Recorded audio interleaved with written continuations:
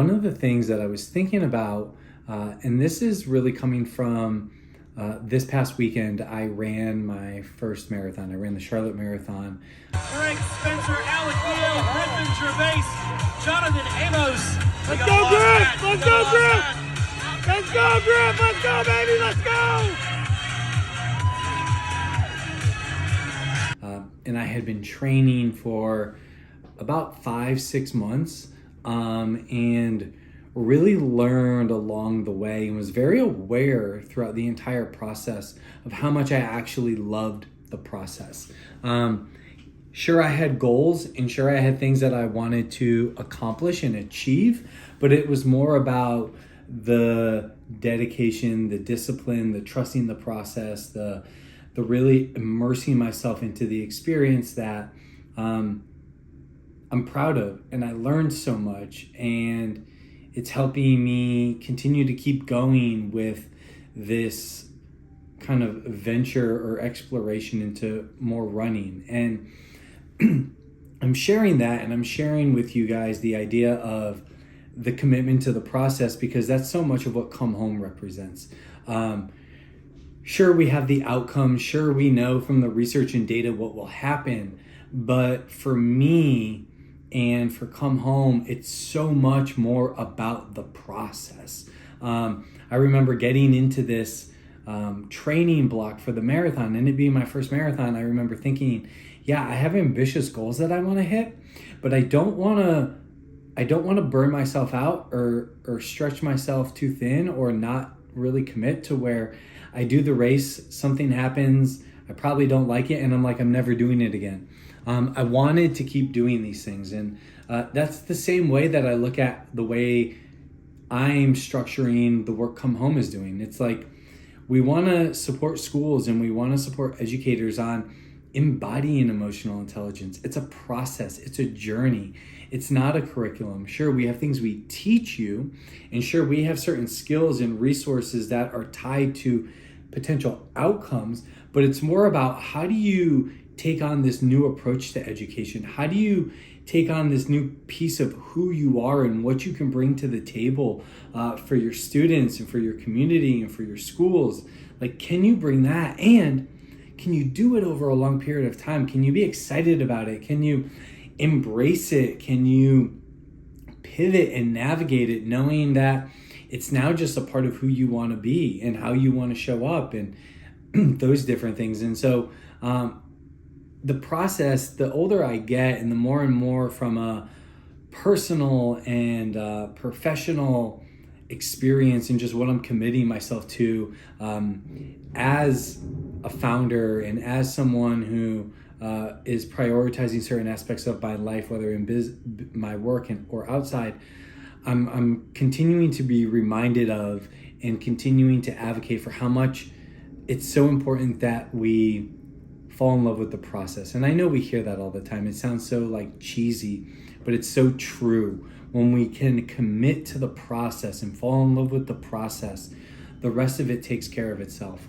I say that all the time when I talk to people. My approach and perspective around education is, what if we didn't put academics first? What if we actually put humans first? What would happen? And my hypothesis and some of my research and experience has led me to believe that when we put humans first, academics naturally take care of themselves.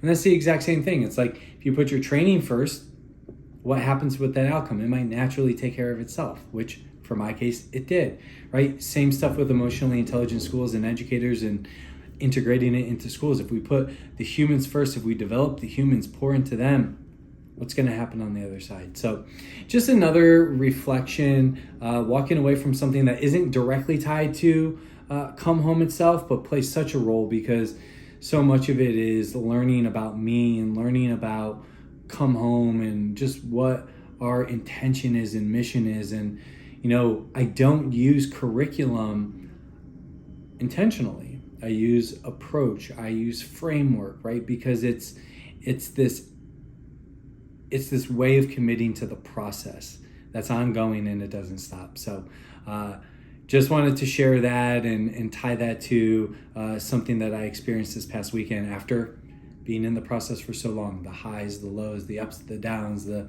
things that I could predict and the things that were unpredictable. So we're staying committed to the process because that's where all the beauty is.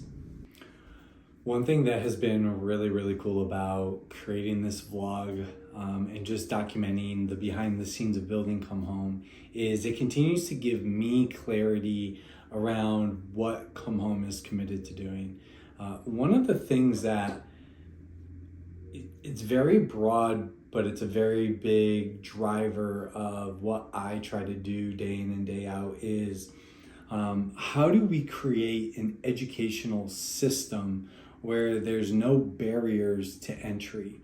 And what do I mean when I say no barriers to entry? What I mean by that is every student, every family, every community within public education has the ability and the access and the opportunity to a great education, to different resources, different opportunities, different exposures, different experiences that equip them to be successful in life.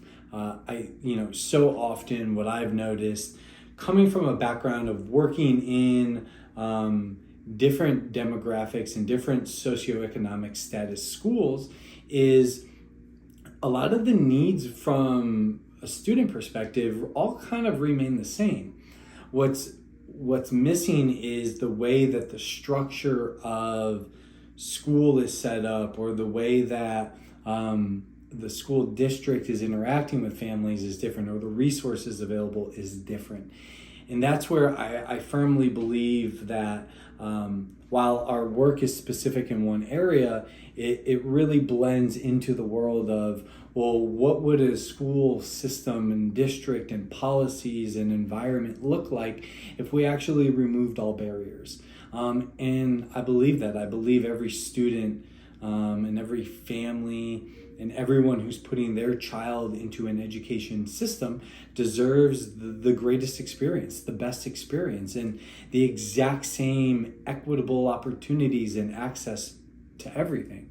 And so my question and my conversations with others in the space and partners is, what does that look like to do that? How do we step out of what we've always known and the way that it's just been, and how do we do it differently? There's a lot of lip service around that. There's a lot of, we're trying to do this or we want to do that, and really trying to find people who want to put themselves in it to try and push forward to really make those things happen.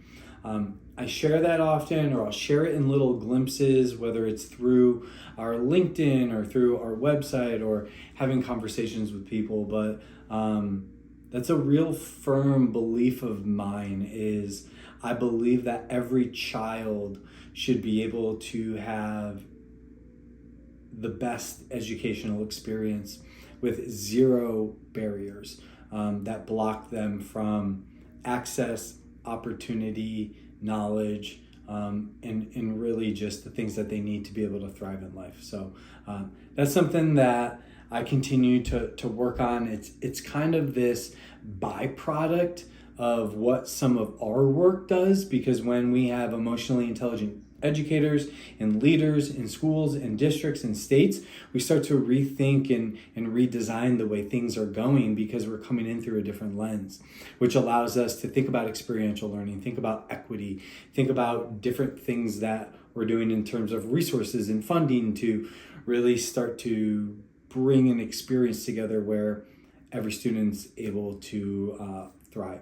So really excited to stay committed to that, really grounded in that every day, and always excited to come together and partner or have conversations with people who believe exactly what we believe. Again, we're stronger together, and we continue to look for those partners and those people doing that amazing work.